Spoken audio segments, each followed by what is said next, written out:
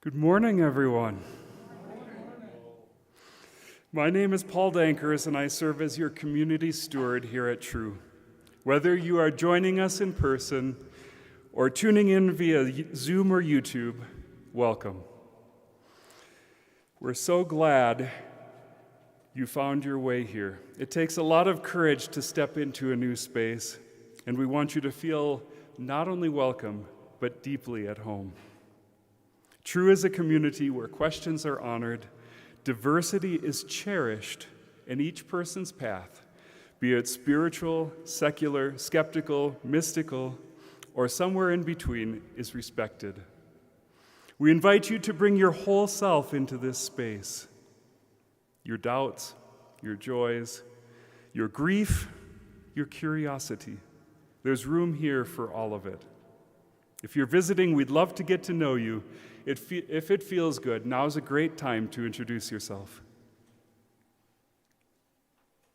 I'm Josh, and this is Charlie. We're visiting from Good Shepherd Lutheran.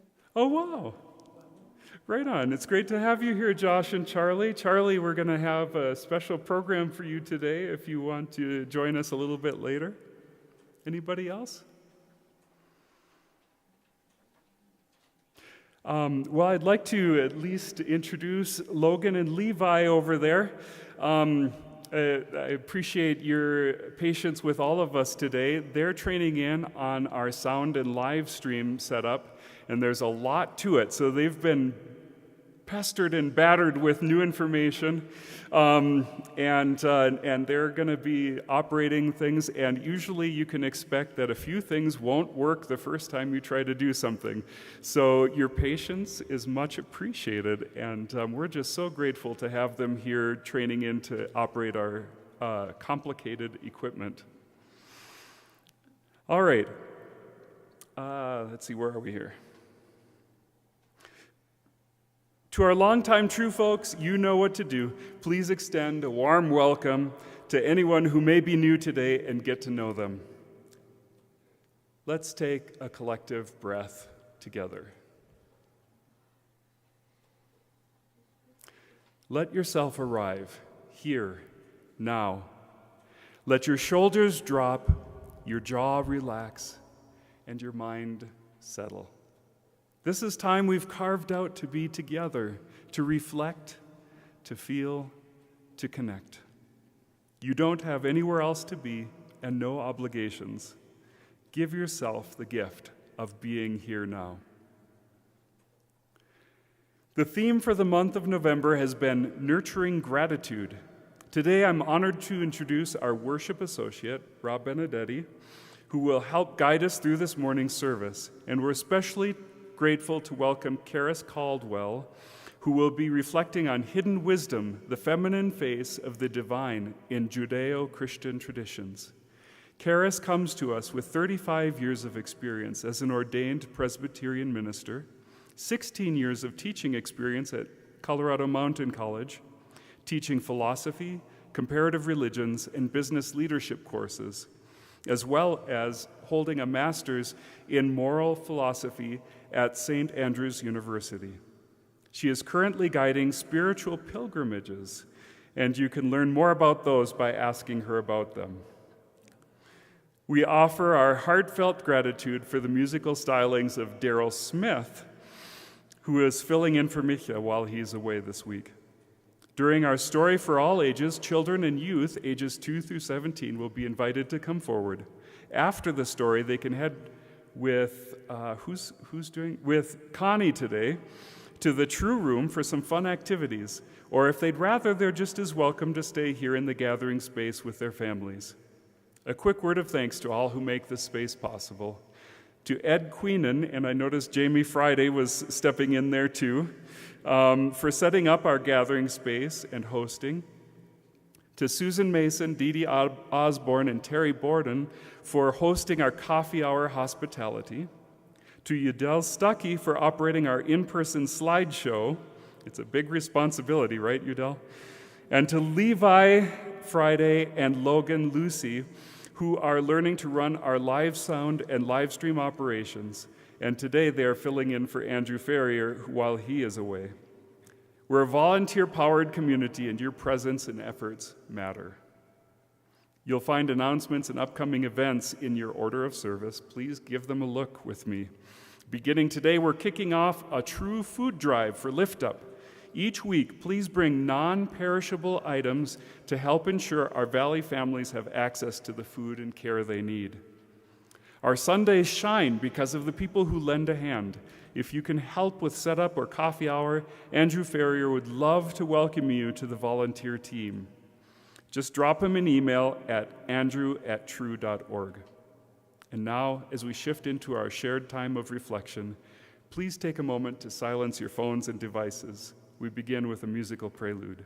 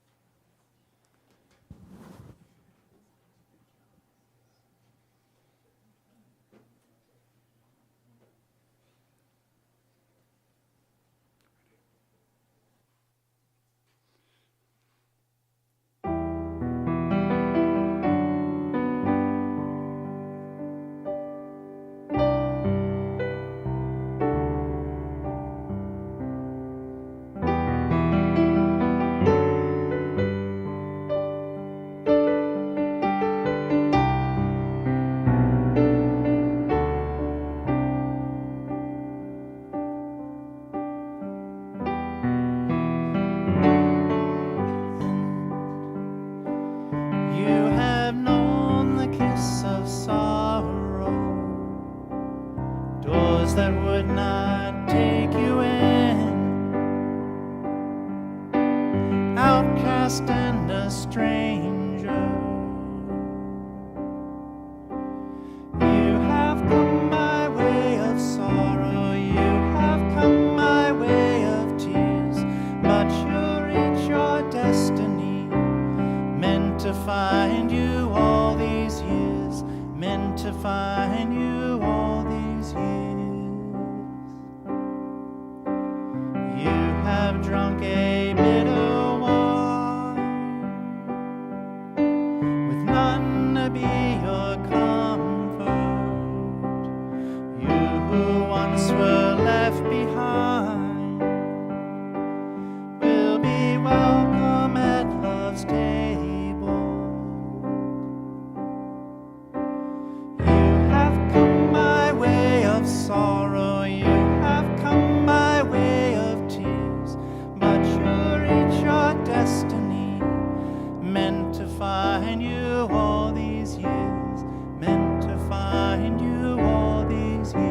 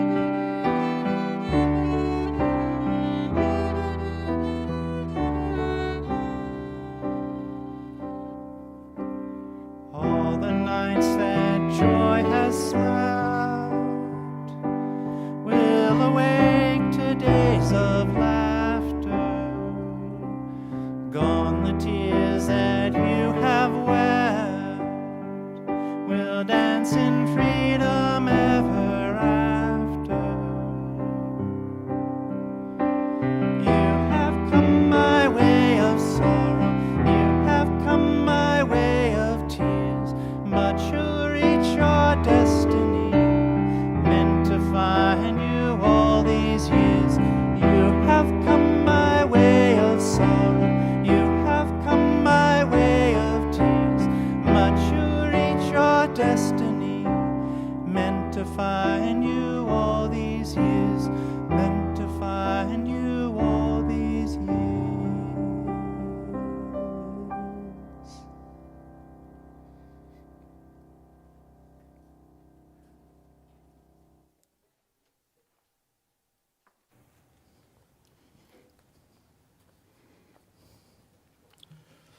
Good morning.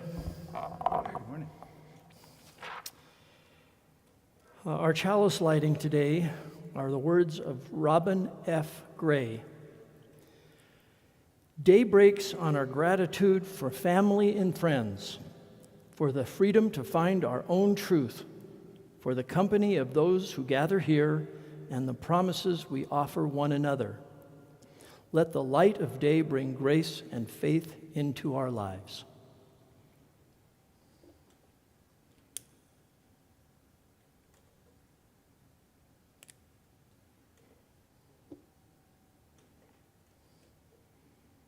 I think it's going to keep going.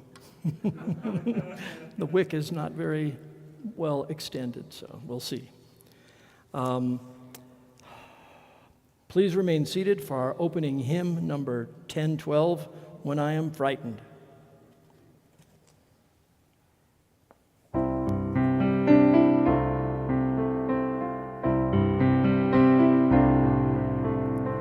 When I am frightened, will you reassure me?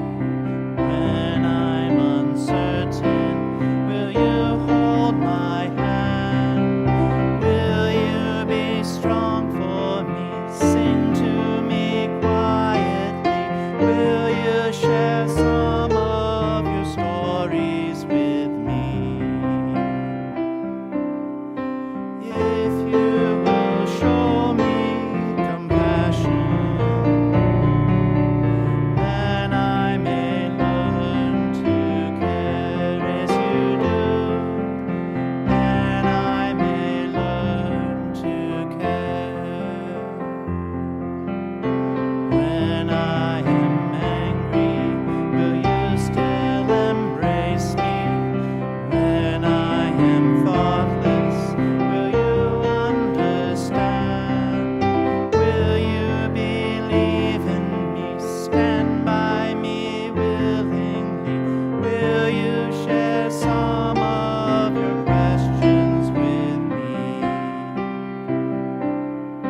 If you will show me acceptance, then I may learn to give as you do. Then I may learn to give. When I am troubled, will you listen to me? When I am lonely, will you be my friend? Will you be there for me? Comfort me tenderly. Will you share some of your feelings with me? If you will show me commitment,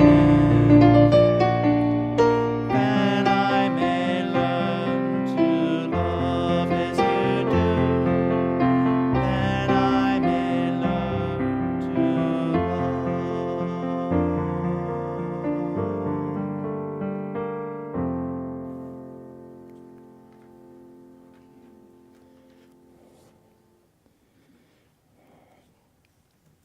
Please join me now in reciting our spoken unison covenant, after which we'll sing our song aspiration.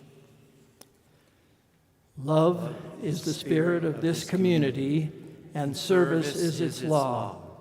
This is our covenant, to dwell together in peace, to seek the truth in love, and to help one another.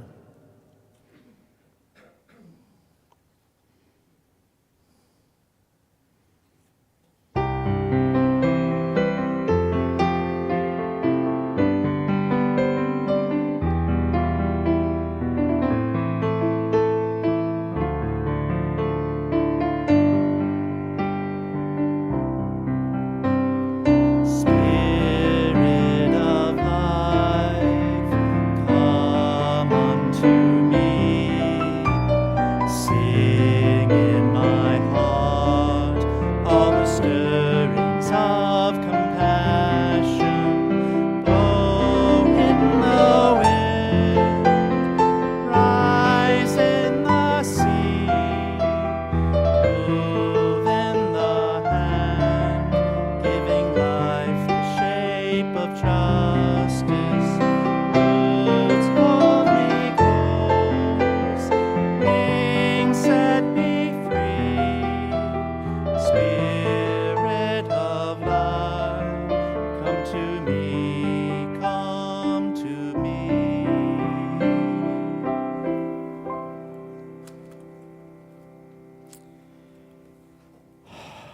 it's time for our story for all ages. So, all kids age 2 through 17, you're invited to come down, or you may stay with your families if you want.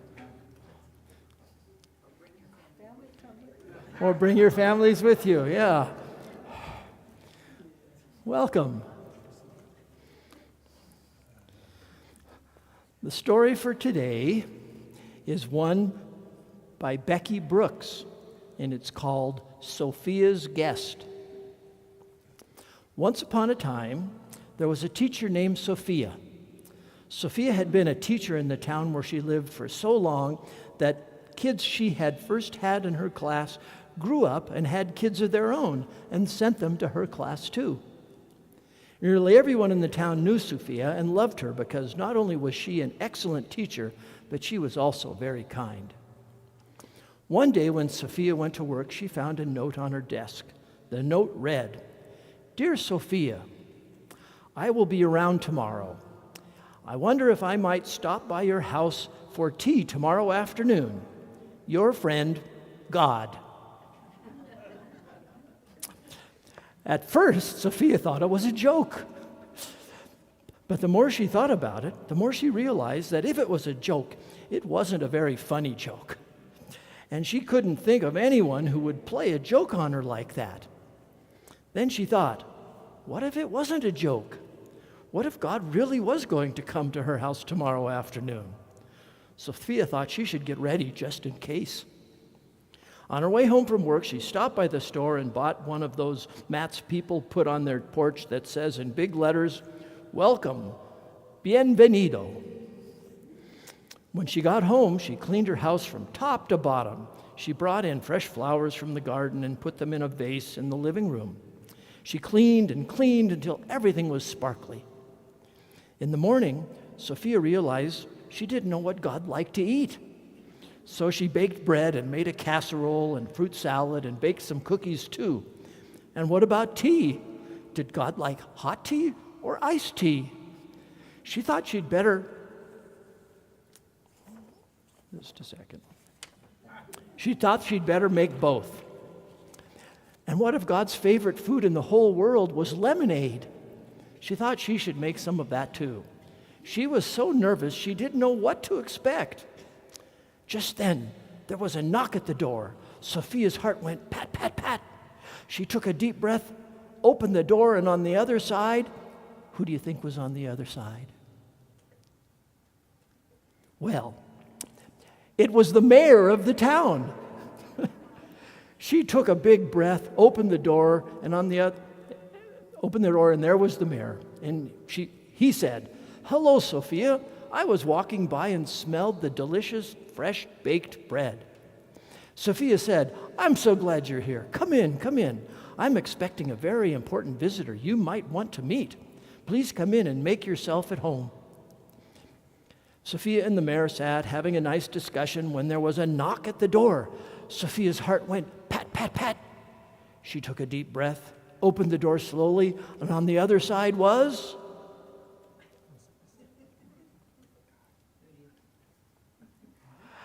a group of children from her class. "Hello, Miss Sophia. We were walking by and noticed the smell of fresh baked cookies." Sophia said, "I'm so glad you're here. Come in. I'm expecting a very important visitor who you might want to meet. Please come in and help yourself to some cookies." The children were giving the mayor some much-needed advice when there was a knock at the door. Sophia's heart went pat, pat, pat. Deep breath. Open the door. It was the entire Women's Covenant group from the church. "Hello, Sophia. We heard the tea kettle and laughter and thought you might be having a party." Sophia said, "I'm so glad you're here. Come in, come in. I'm expecting a very important visitor who you might want to meet. Please come in and make yourself at home." All afternoon, people stopped by Sophia's house, lured by the yummy smells and happy sounds. The townspeople filled her house, upstairs and downstairs, and overflowed into the backyard and the front yard. As they got hungry, they made dinner together and ate as the sun set and the moon rose. It was a great party.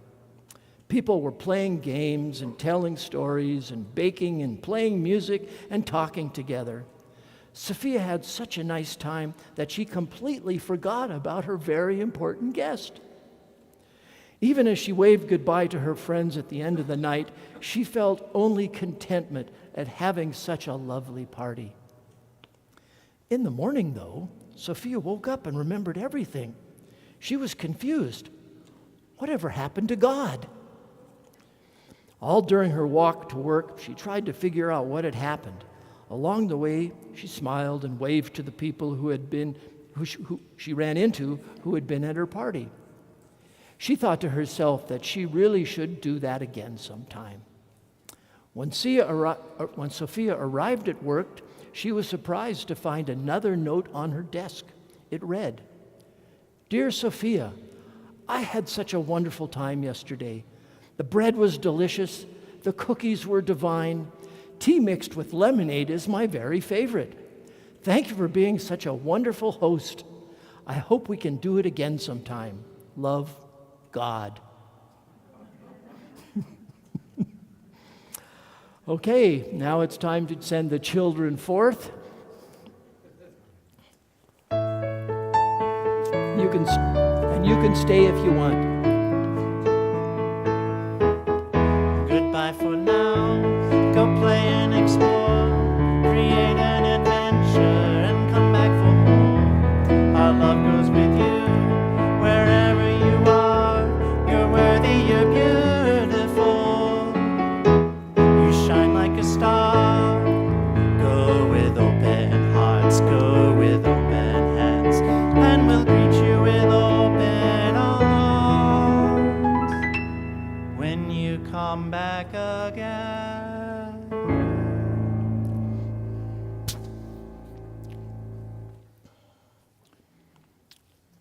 Now is the time in our gathering when we open space to honor those who are in our hearts, those who are facing challenges, those who are celebrating milestones, and those who no longer are with us, but whose presence we still feel. If you would like to speak the name of someone you are holding in love, we invite you to do so now. When we say their names aloud, we invite this community to share in our sorrow, our gratitude, and our hope. Please speak clearly so all may hear. Two of my best friends in life celebrate their 76th birthday today, Karen Snyder and Marie Pacello. Oh. Sierra Bristol and Marcia Elwad, Letty Beelan.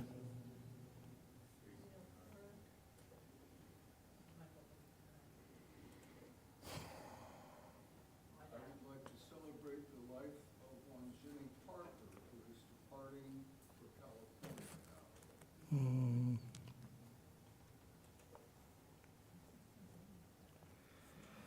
For all those who remain unspoken, whose names live quietly in our hearts, we hold them too. Please join with Paul in the spirit of meditation. Let's take a breath. Let it arrive. Let it soften something inside you. There is a voice beneath the noise, not commanding, not loud, but steady, curious, kind. Some call her Sophia. Some call her wisdom. Some know her simply as that calm awareness that waits beneath the storm. She invites us to her table. She gathers the scattered parts of us, holds them without judgment, and reminds us we are already whole. Feel what that stillness might be trying to tell you. And as we listen together, may we remember that wisdom is not far away. She lives in our questions, in our compassion, and in the still point where love becomes knowing.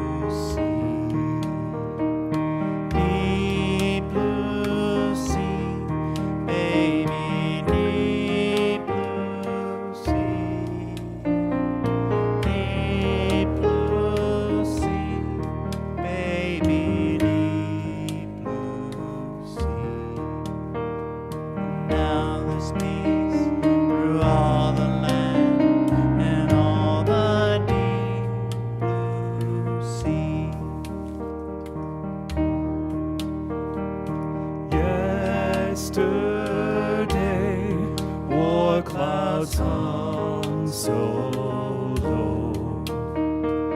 Yesterday, war clouds hung so low. Yesterday, war clouds hung so low. And now there's peace through all the land and all the deep blue sea. Love of life finally turned the tide. Love of life finally turned the tide. Love of life finally turned the tide. And now there's peace through all the land and all the deep blue sea. Sleep, my child, you are safe and sound. Sleep, my child, you are safe and sound. Sleep, my child, you are safe and sound. And now there's peace through all the land and all the deep blue sea. Deep blue sea, baby, deep blue sea. Deep blue sea, baby, deep blue sea. Deep blue sea, baby, deep blue sea. And now there's peace through all the land and all the deep blue sea. And now there's peace through all the land and all the deep blue sea.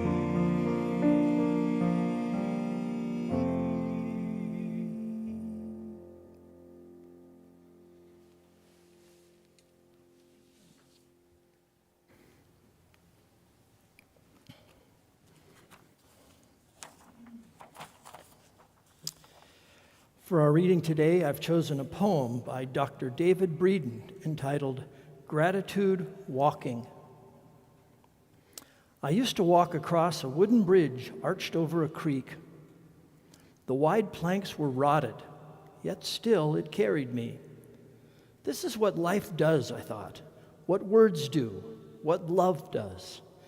Even half broken, the bridge was enough. Even falling apart, it gave itself. And so I said, thanks to the bridge, thanks to the creek, thanks to the sky, to my calloused feet that keep moving, thank you, I said, over and again, as the air trembled its deep, ordinary music. Now our reflection by Dr. Karras.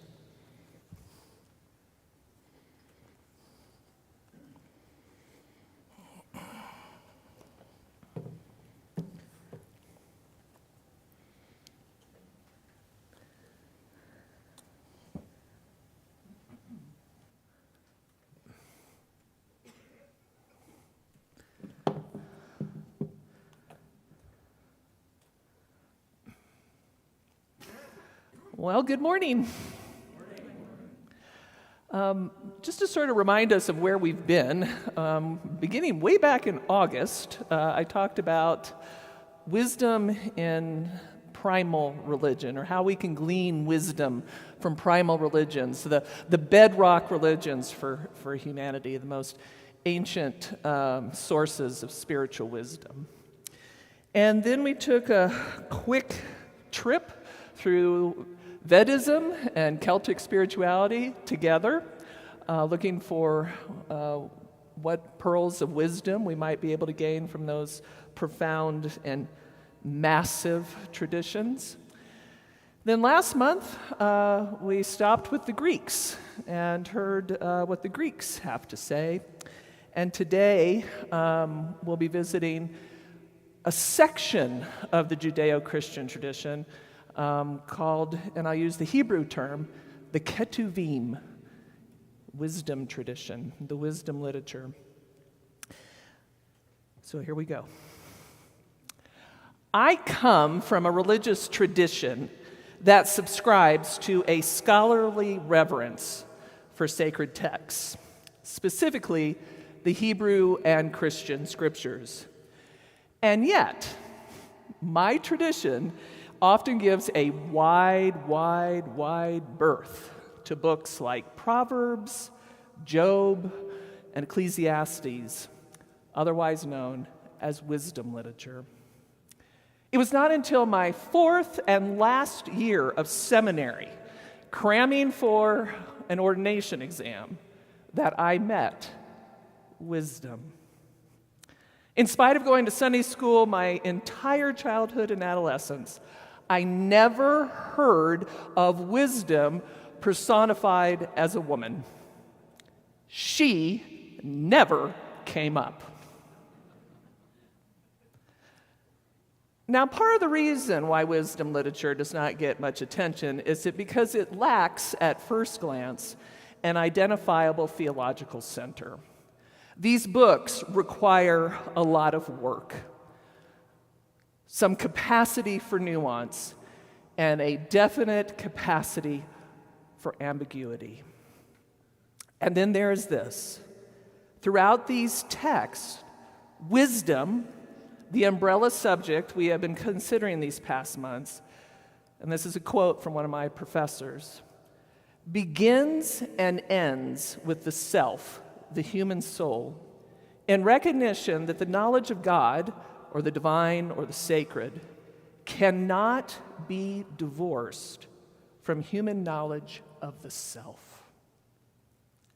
That wisdom literature begins and ends with us, as opposed to God, Yahweh, the cultus, the institution, is a scripturally rogue point of departure.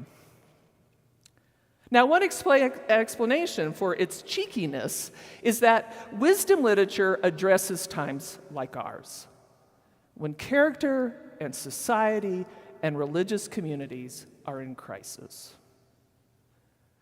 Take the book of Job and the character of Job, for example. Job, with whom Jesus on the cross is often equated, cultivates a language of the self as a discerning moral agent in a world filled with choices, ambiguity, threat, capriciousness, and grace. Job, who is characterized in the book as a paradigm of righteousness and faith, is stripped naked, humiliated, and abandoned not only by God, but also by the religious, spiritual, and moral platitudes that do not meet his circumstance. Now, if you are someone who has experienced devastating loss, perhaps you also have experienced how empty platitudes can hit in a time of crisis. So wisdom literature begs the question, is there another perspective or ways through life's absurdities, dark nights of the soul, Gaza-like hells? Taking an unflinching look at crisis, including faith crises, wisdom, tough broad that she is, urges us out of our original faith boxes. counseling a complete teardown of the moral, theological scaffoldings that do not work, even when we often double down on them in a frantic effort to make them work. Wisdom invites us to reconstruct our mindsets in such a way that we're more supple, more agile, wise when crises arrive. The interesting nuance that wisdom literature raises for our spiritual journeys, and which Jesus willingly appropriates in his ways and parables, is that you and I are a wonderful configuration of action, feelings, and responsibilities. We're not flat, one-dimensional characters, but delightfully complicated and cross-pollinated. And of even greater consequence, wisdom has the audacity to paint God as multidimensional and not quite perfect, even willing to be counseled by the divine feminine. She shines in Proverbs. Presented as a feminine someone who offers counsel and cohesion and the contours for ethical character, wisdom is the secret sauce binding together all the flavors of ethical, spiritual, moral, religious life. According to Proverbs, ethical characters stand in the marketplace on their own 2 feet, bending if need be, but not breaking under the complexities of a morally complicated world. As a personified remedy to the human tendency to slide either toward moral fascism or anarchy, on the other hand, in times of crises, wisdom bridges the gap between extremes, offering an artful, virtuous way in the service of the common good. As a book of virtues, Proverbs' first 9 chapters, plus chapter 31, present a haphazardly arranged instructions intended for a young audience, principally young men, providing us guidance as to how to be a virtuous person, someone who demonstrates community loyalty, distributes justice with equanimity, exercises discretion, and deftly solves problems. This is the wisdom we meet in chapter 8. She, and let me say something, the Hebrew is remarkably clear. The pronoun is feminine, and it is repeated over and over and over again for emphasis. She raises her voice, taking her stand beside the gate, leading to the city. She cries aloud to every human being, and in a nutshell tells us to set our hearts on wisdom. Heart is a singular word in the ancient world. It is the seat of our wills, our intentions, our mindsets, our capacity to supersede basic instinct. The instruction is to let wisdom steer the heart, not morality, not doctrinal purity, not apathy, wisdom. We are to set our hearts on her. And here's the other kicker: she who has been around before the foundations of the earth. And I'm going to read some verses from Proverbs. This is her description. The Lord brought me forth as the first of his works, before his deeds of old. I was formed long ages ago, at the very beginning when the world came into being. When there were no watery depths, I was given birth. When there were no springs overflowing with water, before the mountains were settled in place, before the hills, I was given birth. Before he made the world or its fields or any dust of the earth, I was there when he set the heavens in place, when he marked out the horizon on the face of the deep, when he established the clouds and fixed securely the fountains of the deep, when he gave the sea its boundaries so the waters would not overstep his command, and when he marked out the foundations of the earth. Then, before it all began, I was constantly at his side. I was filled with delight day after day, rejoicing in his presence, rejoicing in his whole world, and delighting in humanity. In chapter 9, wisdom moves from her cosmic beginnings to the streets, dispensing practical wisdom, prudence at the city gate. She invites the meek and the foolish to lavish dinners, just like Sophia, that she herself has cooked. Her hospitality is broad and wide and generous, including invitations to those who cannot afford to cover the cost of their meal. She says, "Let all who are simple come to my house." To those who have no sense, she says, "Come, eat my food and drink the wine I have mixed. Leave your simple ways and you will live. Walk in the way of wisdom." Now, if you are familiar with the Christian scriptures called the New Testament, wisdom's invitational hospitality is repeated and echoed over and over again in Jesus' parables and way in the world. In fact, many of the broader themes visited in the corpus of wisdom literature are embodied in Jesus' story, including the absurdity of his brutal, lonely, unjust death by crucifixion. Time and again, Jesus embodies the qualities of the divine feminine, of wisdom. And these are the qualities: justice, hospitality, compassion, which we heard many times today, a lack of interest in gold and silver, presence in the crossroads where people actually live. Wisdom in the Judeo-Christian tradition is neither an abstraction or to be abstracted from day-to-day experience.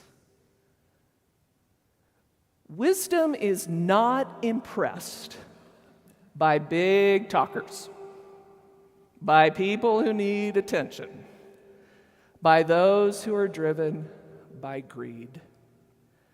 Wisdom, however, takes interest in those who host within themselves, and there's this phrase, a fear of the Lord.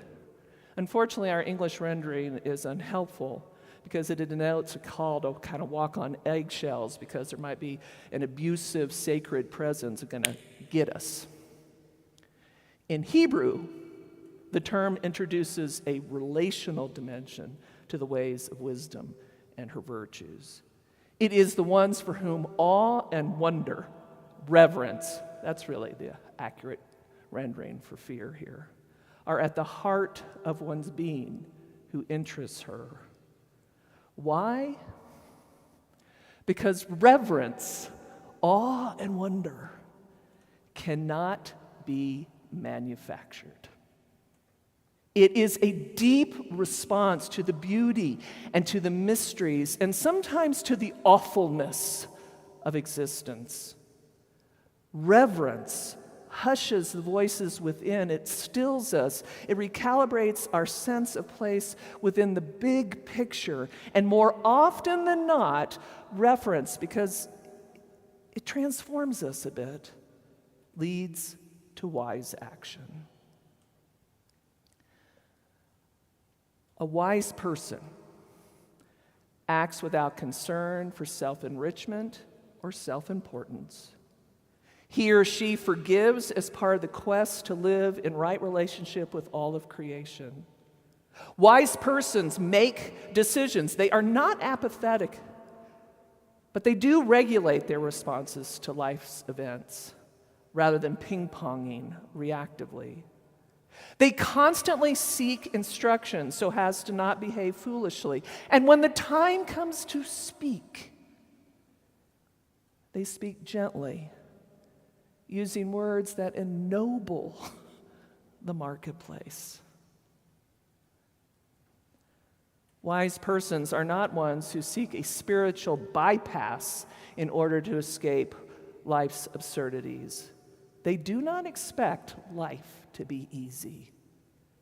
Nor do they believe that God prefers them over the poor, the meek, the hungry, the naked, the least of these.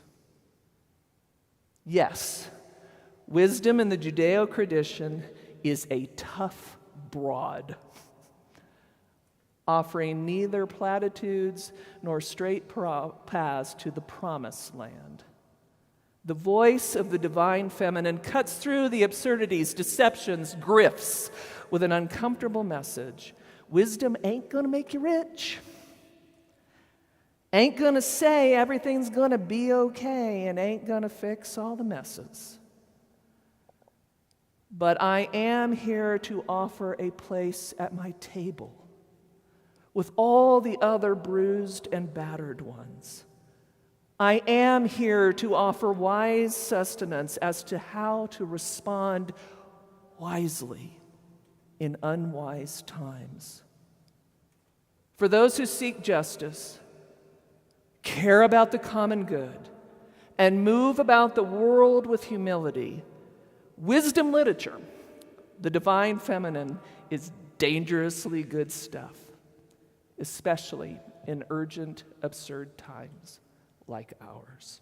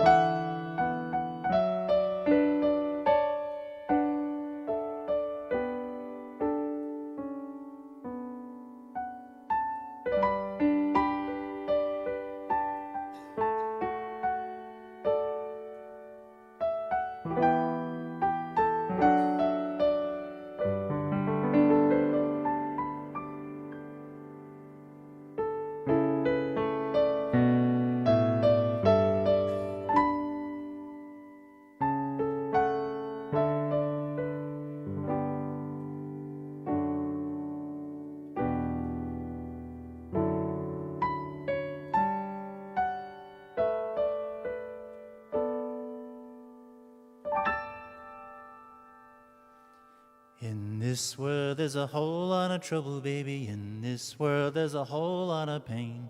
In this world there's a whole lot of trouble, but a whole lot of ground to gain. Why take when you could be given? Why watch as the world goes by?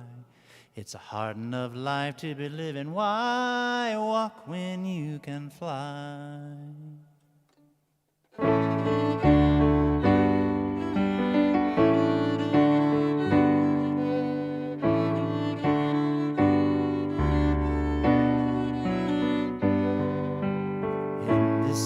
There's a whole lot of sorrow. In this world there's a whole lot of shame. In this world there's a whole lot of sorrow and a whole lot of ground to gain. When you spend your whole life wishing, wanting and wondering why, it's a long enough life to be living. Why walk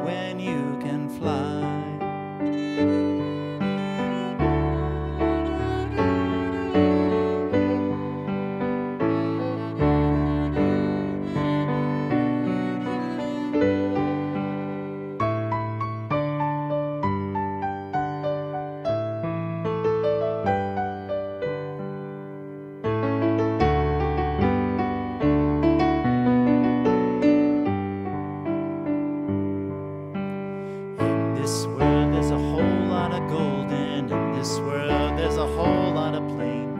In this world you've a soul for a compass and a heart for a pair of wings. There's a star in the far horizon, rising bright in an azure sky. For the rest of the time that you're given, why walk when you can fly?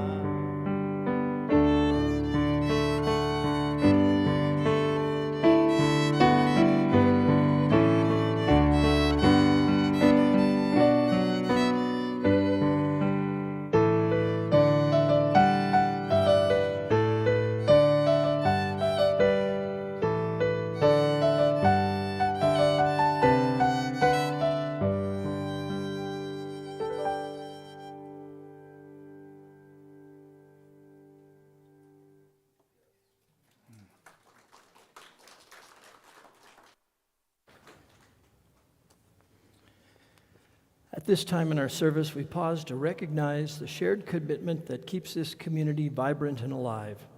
True exists because of the generosity of spirit, time, and resources offered by those who believe in what we're creating together. If you feel moved to support the work of this community within these walls and beyond, you're warmly invited to give as you are able. You can make a donation online at true.org by clicking Give at the top of the homepage, or by using the QR code in your bulletin or on the screen. If you're with us in person, you may also contribute using the offering plate as it's passed. If you are a guest today, feel free to enjoy our hospitality without a sense of financial obligation. However you choose to give, through your presence, your energy, and your kindness, or your financial gifts, we are deeply grateful.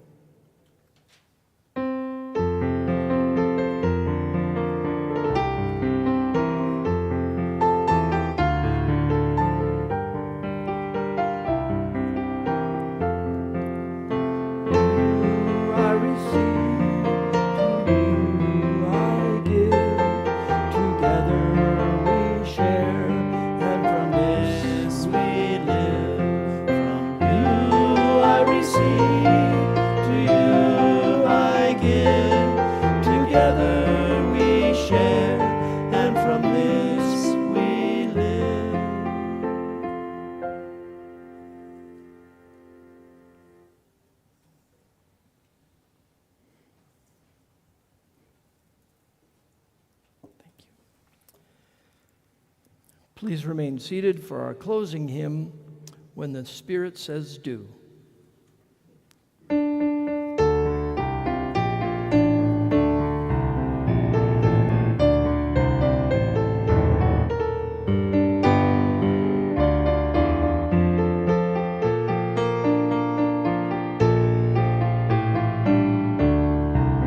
You gotta do when the Spirit says do.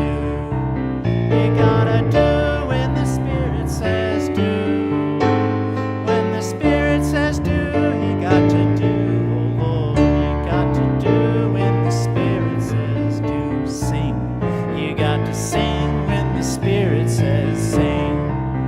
You got to sing when the Spirit says sing. When the Spirit says sing, you got to sing. Oh Lord, you got to sing when the Spirit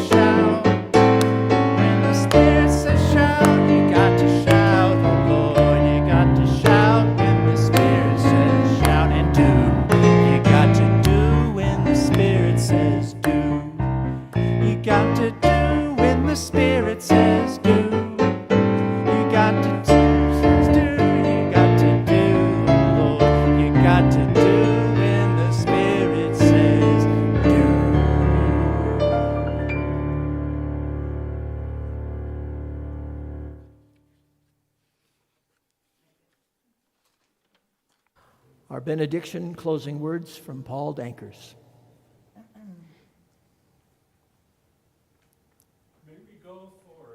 Listening for the quiet wisdom that moves between our words and between our hearts. May we trust the still, steady knowing that invites us to soften rather than to harden, to wonder rather than to win. When the world feels fractured, may we remember that wisdom is not lost. She is calling still, raising her voice in the streets, at the crossroads, in the places where we live and love. May her song remind us that we are never far from the sacred.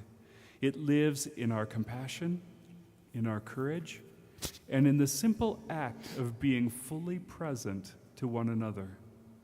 May we walk gently, open to the light that lives in every question, and the love that never stops unfolding.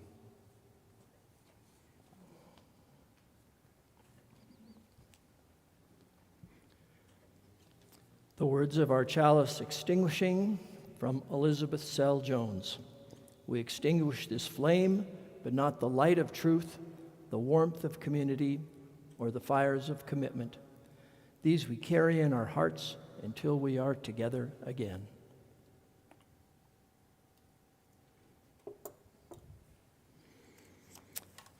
Please rise now in body or spirit. Join hands for our sending forth song, One World Home, by our dear Jimmy Byrne. The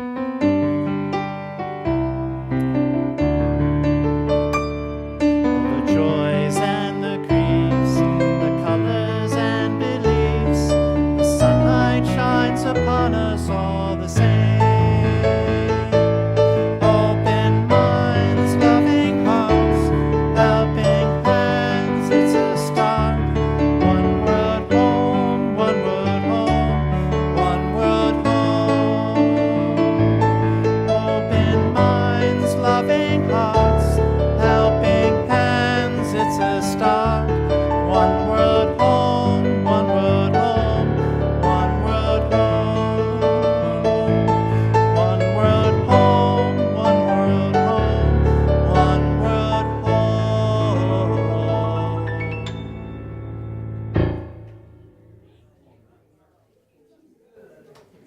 Please join us now for coffee.